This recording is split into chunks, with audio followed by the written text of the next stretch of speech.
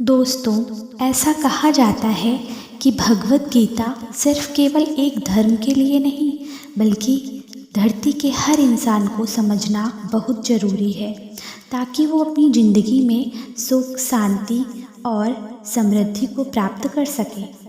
भगवत गीता में कुल 18 अध्याय हैं और इन 18 अध्याय में कुल 700 श्लोक हैं, जिसके प्रत्येक पंक्ति को पढ़ पाना हर व्यक्ति के लिए मुश्किल हो सकता है। इसलिए मैं आज बहुत ही महत्वपूर्ण वीडियो में भगवत गीता के 111 महत्वपूर्ण विचारों को लेकर आई हूँ, जिसे बहुत ही आसान और सरल भाषा में आपको समझाने की पूरी कोशिश करती हूँ। इन विचारों को हर दिन सुनने से आपके जीवन में वर्तमान और भविष्य की समस्याओं का निवारण किया जा सकता है। अगर आप इस वीडियो का फ़ायदा अधिक से अधिक लेना चाहते हैं तो इस वीडियो को पूरा अंत तक ज़रूर देखें। तो चलिए इन सबसे शक्तिशाली विचारों को हम जानते और समझते हैं और अपने जीवन में इन्हें उतारने, अनुकरण करने की पूरी कोशिश करते हैं। जिस तरह से प्रकाश की ज्योति अंधेरे में चमकती है, ठीक उसी तरह से ज्ञान की ज्योति भी चमकती है। इसलिए मनुष्य को हमेशा सत्य की राह पर ही चलना चाहिए। श्री कृष्ण जी कहते हैं, इस धरती के हर मनुष्य को अपने कर्म के फल की चिंता किए बिना, उसके परिणाम की चिंता न करते हुए, बिना किसी लोभ लालच के निष्पक्ष होकर निस्वार्थ भावना से अपने कर्तव्यों का पालन करना चाहिए। जिस तरह से हम पुराने वस्त्र को त्याग कर नए वस्त्र को पहनना शुरू कर देते हैं और पुराने वस्त्र के बारे में सोचते तक नहीं, ठीक उसी प्रकार से हमारी आत्मा के लिए हमारा शरीर भी कभी एक पुराने वस्त्र की तरह ही हो जाएगा और हमारे शरीर को त्याग कर वो किसी दूसरे शरीर में चला जाएगा, जैसे वो किसी नए वस्त्र को धारण करने के लिए चला गया हो। जिस मनुष्य के अंदर ईश्वर में श्रद्धा नहीं होती और साथ ही साथ ज्ञान की भी कमी होती है, उस मनुष्य के जीवन में कभी भी आनंद और सफलता की प्राप्ति नहीं हो सकती। जब कोई समझदार व्यक्ति किसी संबंध को निभाना छोड़ देता है तो समझ लेना उसके आत्मसम्मान को कहीं ना कहीं, कभी ना कभी ठेस अवश्य पहुंची है। हमें छोड़कर कोई अन्य क्या कर रहा है, कैसे कर रहा है और क्यों कर रहा है, इन सभी बातों से हम अपने आप को जितना दूर रखेंगे उतना ही हम खुश रहेंगे और इतना ही नहीं, हमारे मन को शांति भी मिलेगी। जो दिल से अच्छे हैं, जिनमें दया की भावना है और जो दूसरों की तकलीफ़ों को समझते हैं, उन्हें दोबारा जन्म नहीं लेना पड़ता है और मोक्ष की प्राप्ति करके उसकी आत्मा परमात्मा में लीन हो जाती है। मोह उसी पर करें जिसे आप समझते या आपका उस पर अधिकार हो, और जिस पर आपका अधिकार नहीं है कभी भी मोह नहीं करना चाहिए।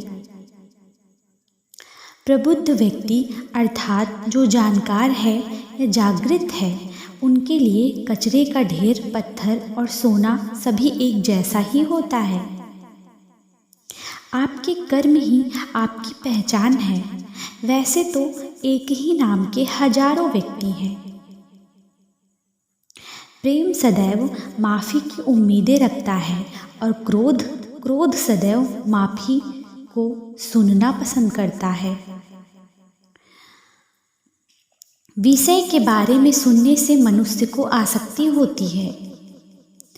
इससे उसे कामना की इच्छा पैदा होती है और कामनाओं में अड़चने के होने से क्रोध की उत्पत्ति होती है। जो व्यक्ति हमेशा संदेह करते हैं, उसके लिए और उनके लिए प्रसन्नता ना तो इस लोक में है और ना ही किसी और जगह है। कर्म वो फसल है जिसे प्रत्येक मनुष्य को किसी भी हाल में काटना ही पड़ता है। इसी कारण से हमेशा हमें अच्छे बीज ही बोना चाहिए ताकि हम अच्छी फसल को काट सकें। यानी कि अगर हमारा कर्म अच्छा होगा तभी तो उसके परिणाम भी अच्छे होंगे। जो भी होने वाला है वो हर हाल में होकर ही रहेगा और जो नहीं होने वाला है वो हर हाल में होकर ही रहेगा और जो नहीं होने वाला है वो कभी भी नहीं होगा। ऐसा ज्ञान जिनकी बुद्धि में होता है वो कभी भी परेशान नहीं होते हैं। अच्छे कर्म करने के बाद भी लोग आपकी बुराइयों को ही याद रखेंगे। इसलिए समझदारी इसी में है कि लोग क्या कहते हैं हमारे बारे में, उस पर कभी ध्यान नहीं देना चाहिए। अपने कर्म को पूरा करना चाहिए। जितना हो सके खामोश रहना चाहिए। खामोश रहना ही बेहतर होता है, क्योंकि ये आपको तो जानना ही चाहिए कि आपकी जुबान आपसे सबसे ज़्यादा गुनाह करवाती है। भगवत गीता में श्री कृष्ण जी कहते हैं अर्जुन से कि हे अर्जुन, मेरे परम भक्त जो हमेशा मुझे याद करते हैं, एक चित्त मन से मेरी पूजन करते हैं, उन भक्तों के कल्याण के लिए जिम्मेदारी मेरी ही है। जो भी भक्त मेरे भक्ति में श्रद्धा नहीं रखते हैं वे मुझे प्राप्त नहीं कर पाते। इसलिए वे जन्म मृत्यु के भौतिक मार्ग में ही फंसे रहते हैं। जो व्यक्ति आपके शब्दों को महत्व नहीं देता है उनके लिए मौन बना रहना ही सबसे बड़ा उत्तर है। या तो वक्त के साथ बदल जाओ या वक्त बदलना सीखो, लेकिन हाँ, अपनी मजबूरियों को कोसना बंद करो और हर हाल में चलना सीखो। किसी काम की चिंता करना तो ठीक है, लेकिन वो चिंता इतना भी नहीं होनी चाहिए कि वो काम को ही बिगाड़ के रख दे। आप किसी कार्य को अच्छी नीयत से करते हैं तो वो काम कभी व्यर्थ नहीं जाता और उसका फल आपको अवश्य ही मिलता है।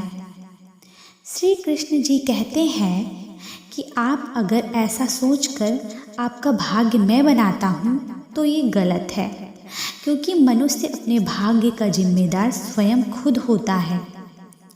तुम ऐसा कभी भी नहीं सोचो कि मनुष्य अच्छा है या बुरा है, बल्कि ये सोचो कि उसके कर्म अच्छे हैं या बुरे होते हैं, क्योंकि मनुष्य के जैसे जैसे कर्म होंगे वैसे वैसे ही उसको फल की प्राप्ति होती है।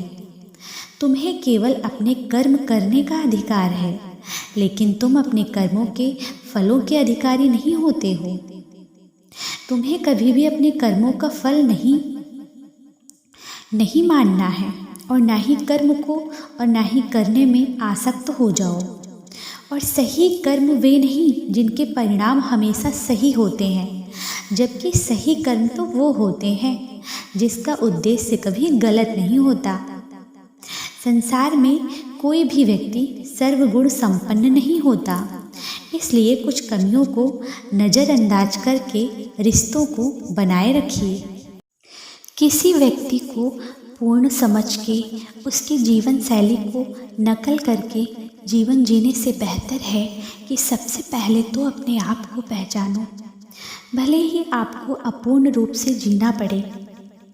जब आपको आपका भविष्य धुंधला सा लगता है तब वर्तमान में अपने ध्यान को केंद्रित करना ज़्यादा बेहतर होता है। कोशिश कर हल निकलेगा, आज नहीं तो कल अवश्य ही निकलेगा। अर्जुन सा लक्ष्य रख, निशाना लगा फिर तो मरुस्थल से भी जल निकलेगा। मनुष्य की सबसे बड़ी गलती तो वो होती है जिस गलती से हम सीख नहीं पाते। जब हमारा मन कमज़ोर होता है तो हमारी परिस्थिति या हमारी समस्या बन जाती है, और जब हमारा मन स्थिर होता है तो वही परिस्थितियाँ हमारे लिए चुनौती बन जाती हैं। और वही अगर हमारा मन मजबूत होता है तो उस वक्त परिस्थितियाँ हमारे लिए अवसर बन जाती हैं। मनुष्य अपने मानवता को उसी समय खत्म कर देता है जब उसे दूसरों के दुखों पर हंसी आने लगती है। हे अर्जुन, शरीर में रहने वाले का वध कभी नहीं किया जा सकता, इसलिए तुम्हें किसी भी जीव के लिए शोक करने की आवश्यकता नहीं है। समय यही सिखाता है कि जिंदगी कभी किसी का इंतजार नहीं करती और ना ही किसी के लिए रुक सकती है। इसलिए समय उसी के साथ खेलता है जो खिलाड़ी बेहतरीन होता है। सभी को एक ही जैसे दर्द महसूस होता है, मगर उसके हौसले अलग अलग होते हैं और उस स्थिति में जो कोई भी संघर्ष कर लेता है वो निखर जाता है और उस वक्त निराश हो जाता है, वो बिखर जाता है। किसी मनुष्य के द्वारा किए गए कर्मों के आधार पर भविष्य में मिलने वाली विजय या हार या लाभ हानि, खुशी और दुख कभी परेशान होकर चिंता से ग्रसित नहीं होना चाहिए। यदि आप उन गलतियों से नहीं सीखते हैं तो वही गलती आपके लिए सहघर जैसा प्रतीत होती है, और यदि आप उन गलतियों से सीखते हैं तो वही गलती सीढ़ी बन जाती है। श्री कृष्ण जी कहते हैं, निर्णय आपका है कि चढ़ना है या डूब जाना है। समस्याएं कभी इतनी ताकतवर नहीं होती जितना कि हम उसे मान लेते हैं। क्या कभी आपने सुना है कि अंधेरे ने कभी सुबह होने ही नहीं दी?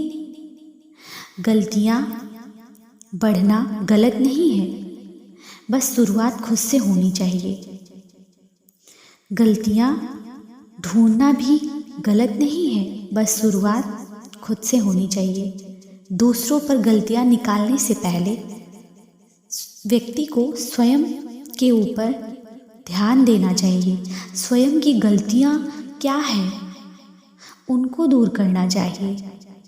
ये हमेशा ज़रूरी नहीं कि हर बार आपके शब्दों को सही समझा जाए, इसलिए कई बार आपका मौन रहना भी बेहतर होता है।